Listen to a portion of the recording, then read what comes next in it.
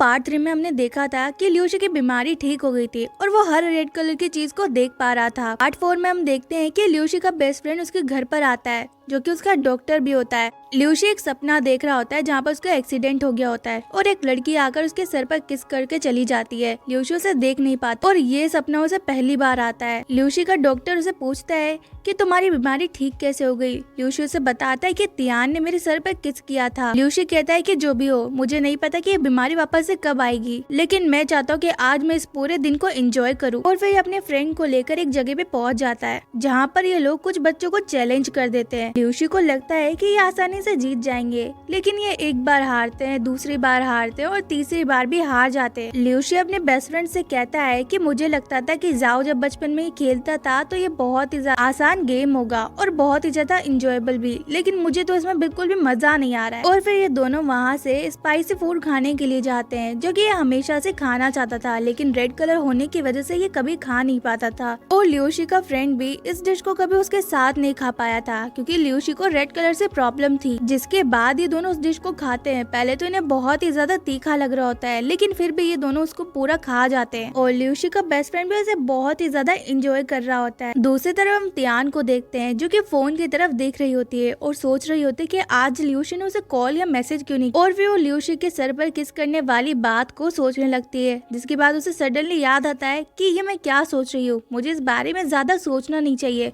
मुझे तो खुश होना चाहिए कि वो आज नहीं आया, इसलिए मैं अपने काम पर ज्यादा ध्यान भी दे सकती हूँ। दूसरी तरफ वेंशान भी ल्यूशी के खाने की पोस्ट को देखती है और सोचती है कि ये पक्का किसी के साथ डेट पर गया है और ये बात वो जाओ को भी बताती है। और वो जाओ से कहती है कि ये देखो यहाँ पर 2 स्पून रखी है, जिसका मतलब तो साफ है किसी लड़की के साथ गया है डेट पर। और ये आधी रात को ल्यूशी के घर पर पहुंच जाते हैं और दरवाजा कोई और नहीं बल्कि उसका डॉक्टर ही खोलता है जो कि नहा कर आया होता है। वेंशान उसे पूछती है कि तुम इतनी रात को यहाँ पर क्या कर रहे हो और नहा कर क्यों आए हो। ल्यूशी का बेस्ट फ्रेंड उसे बताता है कि हम लोगों ने आज बहुत सारा खाना खाया था और बहुत ही ज्यादा स्पाइसी था, लेकिन खाते टाइम वो हमारे कपड़ों पर लग गया, इसलिए हमें नहाना पड़ रहा है। वेंशाओ जब ये सुनती है तो उसे राहत आती है कि चलो वो किसी डेट के साथ तो नहीं गया। और फिर ल्यूशी उन दोनों से पूछता है कि तुम दोनों इतनी रात को मेरे घर पर क्या कर रहे हो।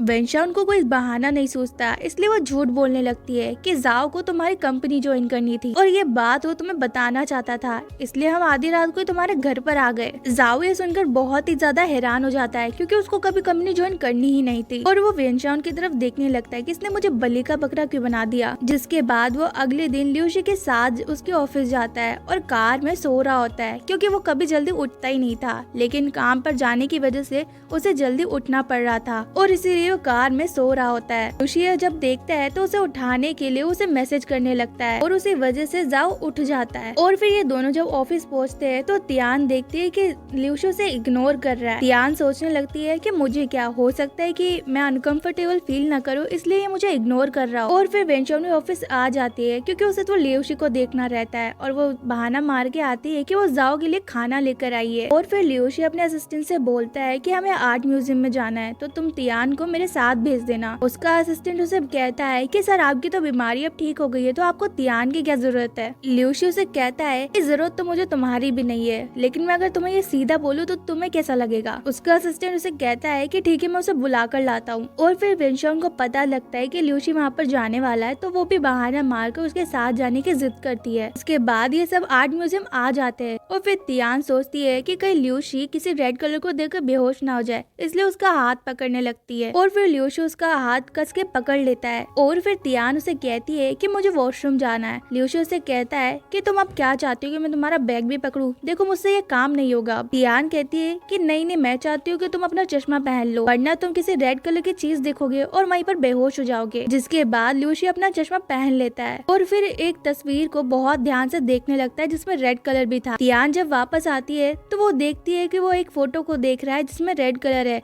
और उसके पास भागकर और उसका हाथ पकड़कर बाहर खींच कर लाती है। जिसके बाद तियान नोटिस करती है कि जो फोटो वो देख रहा था वो केविन की है और वो सोचने लगती है कि मुझे लगता है कि ये फोटो भी केविन ने खुद नहीं बनाई है। मुझे लगता है कि इस पेंटिंग के रियल ओनर को हमें अपनी कंपनी में ज्वाइन करवा लेना चाहिए, वरना वो हम पे कॉपीराइट का केस ठोक देगा। ल्यूशी को भी इसके बाद बहुत ज्यादा सही लगती है, इसलिए वो अपने असिस्टेंट को इस बारे में पूछता है। जिसके बाद तियान नोटिस करती है कि ल्यूशी अपने चश्मे के बिना घूम रहा है और उसे रेड कलर देखने में कोई प्रॉब्लम भी नहीं हो रही है। ल्यूशी उसे बताता है कि हाँ मैं तुम्हें बताना भूल गया था। तियान जब ये सुनती है तो बहुत ही ज्यादा खुश हो जाती है और वहाँ खड़े खड़े नाचने लगती है। और फिर ल्यूशी अपने ऑफिस में सबसे कह रहा होता है कि हमें इस पेंटिंग के असली ओनर को ढूंढना पड़ेगा। फिर वो जाओ की तरफ देखता है और सोचता है कि ये भी कुछ सीख लेगा, इसलिए वो उसे इसकी जिम्मेदारी जाओ को देता। और फिर वेंशन भी दिखाना चाहती थी कि वो कितनी समझदार है, इसलिए वो जाओ के साथ जाने की जिद करती है। और फिर ये दोनों एक गांव में आ जाते हैं जो कि बहुत ही ज्यादा पिछड़ा हुआ था और वहाँ पर एक मूर्ति को देखते हैं। जाओ जब उस मूर्ति को छू रहा होता है तो गलती से वो मूर्ति गिर जाती है और उसके हाथों में चोट आ जाती है। वेंशन उसे उठाने लगती है, तभी वहाँ पर कुछ लोग आ जाते हैं और कहने लगते हैं कि तुम लोगों ने हमारी मूर्ति कैसे गिरा दी, अब तुम्हें इसका पैसा देना पड़ेगा। अब इन लोगों की लैंग्वेज बहुत ही ज्यादा अलग होती है, इसलिए इन दोनों को कुछ समझ नहीं आ रहा होता। और फिर ये जाओ के बड़े भाई को कॉल करते हैं और उसे कहते हैं कि तुम्हारा भाई हमारे कब्जे में है, उसने हमारी मूर्ति को नुकसान पहुँचाया, तो अगर तुम्हें अपने भाई को छुड़वाना है तो तुम्हें यहाँ गाँव में आकर कुछ पैसे देने पड़ेंगे, वरना हम तुम्हारे भाई को कभी नहीं छोड़ेंगे। अब ल्यूशी को भी उनकी बात समझ नहीं आ रही होती है, तभी तियान उसकी सारी बातों को उसे समझाती। ल्यूशी अपने असिस्टेंट से कहता है कि हमें अभी उसी गांव में जाना पड़ेगा और साथ ही कहता है कि तियान को उस गांव की लैंग्वेज आती, और साथ ही कहता है कि तियान को उनकी लैंग्वेज आती है और मुझे उनकी बात बिल्कुल भी समझ नहीं आती, तो तुम यहाँ पर रुको और मैं तियान को अपने साथ लेकर जाता हूँ। और फिर ल्यूशी तियान को लेकर उस गाँव में निकल जाता है। दूसरी तरफ हम देखते हैं वेंशान को सर्दी लग रही होती है और उसे बुखार आ जाता है, इसलिए जाओ उसे अपनी जैकेट देता है। और फिर वेंशान नोटिस करती है कि जाओ के हाथ में चोट लगी है, इसलिए वो उसे क्रीम लगाने लगती है। जाओ कहता है कि तुम अपने साथ क्या क्या लेकर घूमती हो। वेंशान कहती है कि जब तुम छोटे थे तब भी तुम्हें बहुत सारी चोटें आया करती थी और मुझे पता था कि यहाँ आकर भी तुम कुछ ऐसा ही कर लोगे, इसलिए मैं अपने साथ ये लेकर आई थी। जाओ सोचने लगता है कि ये कितनी अच्छी है, इसे ये बातें अभी तक याद है। दूसरी तरफ ल्यूशी और तियान भी उस गाँव में पहुँच जाते हैं, जहाँ पर ल्यूशी उसे कहता है कि तुम मेरा बैग उठाओ क्योंकि मैं तो बॉस हूँ और ये काम मैं नहीं करता हूँ। और फिर वो दोनों उसी जगह पर पहुँच जाते हैं और अपने गाँव से वापस से जाने को कहते हैं, जिसके बाद ये दोनों एक होटल में आ जाते हैं और कमरा बुक करवा रहे होते हैं, लेकिन कमरा सिर्फ एक ही बचा हुआ होता है। तो तियान कहती है कि कोई बात नहीं, हम बीच में पर्दा लगा लेंगे। जिसके बाद ये दोनों कमरे में आ जाते हैं और देखते हैं कि वहाँ तो कोई सोफा भी नहीं कि कोई उस पे एक सो सके। ल्यूशी उसे कहता है कि तुम एक काम करो, तुम नहाकर आ जाओ। जिसके बाद जब तियान नहाकर आती है तो उसके बाल गीले हुए होते हैं। ल्यूशी उसका टॉवल पकड़ता है और उसके सर पर बालों को सुखाने लगता है और उसे कहता है कि जल्दी से अपने बालों को सुखो लो, वरना तुम्हें सर्दी लग जाएगी। तियान कहती है कि सर ये तो मैं खुद से भी कर सकती हूँ ना। और उसके बाद ल्यूशी नहाने के लिए चला जाता है और जब वापस आता है तो देखता है कि तियान पूरे बिस्तर पर फैल कर सो रही होती है और उसके पैर उसके साइड पर आ रहे होते हैं। ल्यूशी उसके पैरों को हटाने की कोशिश करता है, लेकिन फिर तियान और भी फैलकर उसके बिस्तर पर सो जाती है, जिसकी वजह से ल्यूशी पूरी रात सो नहीं पाता। अगले दिन ल्यूशी उसे कहता है कि कल रात को मैं तुम्हारी वजह से बिल्कुल भी सो नहीं पाया। तियान कहती है कि हो भी तो सकता है कि आपको नींद में चलने की बीमारी हो, इसलिए आप सो नहीं पाए हो। और फिर ये एक पेंटिंग को देखते हैं जिससे ये समझ आते हैं कि ये पक्का उसे पेंटर ने बनाई है। के बाद ये उसे फेमस डिजाइनर को देख जिसका नाम मिस्टर ल्यू होता है और वो उसे पूछते हैं कि सर क्या आपने ये पेंटिंग बनाई है। वो कहता है कि नहीं, मैं तो यहाँ सिर्फ इसकी फोटो लेने के लिए आया था। जिसके बाद ल्यूशी उस पेंटिंग को छूकर देखता है तो उसका पेंट सूखा नहीं होता और वो कहता है कि इसका मतलब है कि ये पेंटिंग उसने अभी अभी बनाई है, इसका मतलब कि वो ज्यादा दूर नहीं गया होगा। और फिर ये पूछते पूछते उस पेंटर के घर पर आ जाते हैं और फिर उस घर के अंदर से एक कार्ड बाहर आता है जिसपे लिखा हुआ होता है कि तुम लोगों को मुझसे क्या काम। इसके बाद वो कहता है कि मैं तुम्हें अपनी कंपनी में साइन करना चाहता हूँ, मैं चाहता हूँ कि तुम मेरी कंपनी में काम करो, साथ ही हम तुम्हें तुम्हारी पेंटिंग के कॉपीराइट के पैसे भी देंगे। वो वापस से एक कागज को बाहर देता है और उस पर लिखा हुआ आता है कि मुझे कहीं पर भी तुम लोगों के साथ नहीं जाना और ना ही मुझे किसी कंपनी में काम कर। और फिर ल्यूशी उसे वापस से मनाने की कोशिश करता है और कुछ ऐसी बातें बोलता है जिसके बाद वो अंदर से पानी उनके ऊपर फेंकने लगता है। और फिर ये दोनों डिसाइड करते हैं कि ये दोनों वापस से उसके पास जाएंगे। जिसके बाद जब वो वापस आते हैं तो उसके दरवाजे पर एक कागज लटका हुआ था और जिसपे लिखा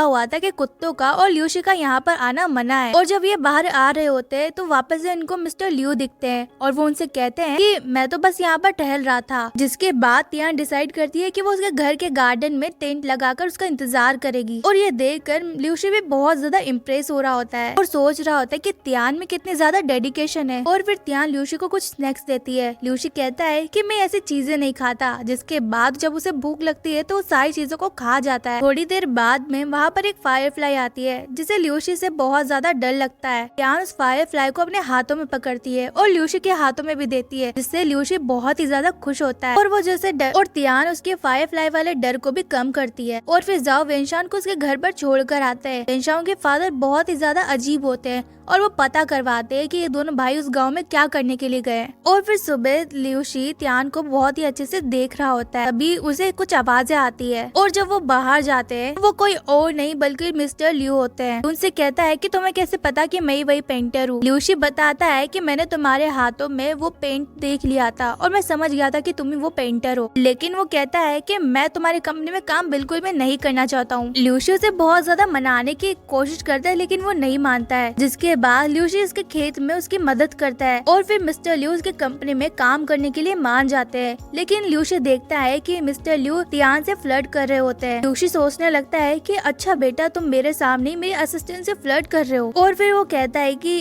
अब हमें यहाँ से जाना चाहिए, लेकिन उन्हें जाने के लिए सिर्फ एक ट्रैक्टर मिलता है और वो जैसे तैसे वहाँ से जाने लगते हैं। तियान उससे कहती है कि सर आप मेरा जैकेट ले लो, उस पर बैठ जाओ। ल्यूसी कहता है कि तुम टेंशन मत लो, मैं अपने पैरों पे पूरे दिन यहाँ पर बैठ सकता हूँ। और फिर आखिरकार वो तियान का जैकेट ले ही लेता है। दूसरी तरफ जाओ को भी पता लगता है कि मीडिया को पता लग चुका है कि वो पेंटिंग उसके बिना ओनर की परमिशन के लगाई गई थी और वो ये बात ल्यूसी को फोन करके भी बताता है, जिसके बाद वो सोचता है कि अब तो हमारे पास उसके ओनर के भी साइन है और उन्हें जल्दी से जल्दी अब वापस से शहर पहुँचना पड़ेगा। लेकिन तभी ट्रैक्टर खराब हो जाता है। ट्रैक्टर वाला बताता है कि यहाँ से 20 मिनट की दूरी पर ही बस स्टैंड है। वो दोनों फिर वहाँ जाने लगते हैं और ल्यूसी बहुत ही ज्यादा थक जाता है और कहता है कि अब मैं नहीं चल सकता। और जब वहाँ पर वो पहुँचते हैं तो उन्हें पता चलता है कि आज तो कोई बस आने ही नहीं वाली है, जिसके बाद वहाँ बारिश होने लगती है। ल्यूसी तियान को पकड़ लेता है डर कर और उसे कहता है कि तुम टेंशन मत लो, तुम मेरे साथ बिल्कुल सेफ हो। और फिर बारिश में भीगने की वजह से तियान उसे अपनी जैकेट देखती है और कहती है कि आप मेरी ये पिंक कलर की जैकेट पहन लो। ल्यूसी कहता है कि मैं पिंक कलर के कपड़े बिल्कुल भी नहीं पहनता। और आखिरकार वो कमरे में जाता है कपड़े बदलने के लिए, लेकिन तभी वो तियान को डर कर पकड़ लेता है क्योंकि वो किसी परछाई से डर जाता है और कहता है कि यहाँ पर भूत है, मुझे बचा। और उसके बाद तियान उसे कॉफी देती है और साथ में एक चॉकलेट भी। ल्यूसी उसे कहता है कि तुम तो कमाल हो, तुम तो डोरेमोन ही बनी जा रही हो, इतना सब कुछ तुम कहाँ पर कैरी करके चलती हो। और फिर अपने डॉक्टर बेस्ट फ्रेंड को ये मैसेज करता है और कहता है कि प्लीज मुझे इस गाँव में वापस से लेने के लिए आ जाओ। लेकिन नेटवर्क वहाँ पर नहीं आ रहे होते हैं, इसलिए वो खड़ा होकर नेटवर्क से उस मैसेज को भेजने की कोशिश करता है और अचानक से इसका पैर फिसल जाता है,